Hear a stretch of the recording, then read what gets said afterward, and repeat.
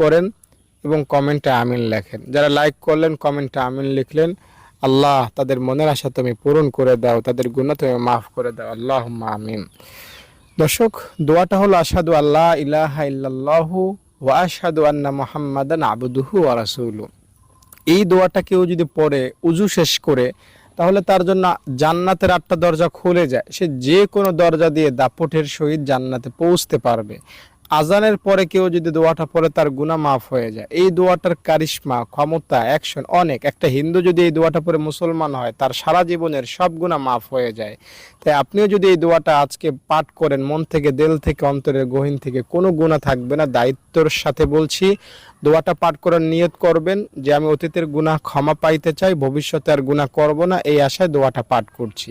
ব্যাস, তাহলেই আপনার সব গুনাহ মাফ হবে, শিশু হবেন, নিষ্পাপ হবেন, কোনো গুনাহ থাকবে না। যদি ভিডিওটি ভালো লেগে থাকে লাইক করে যান, কমেন্টে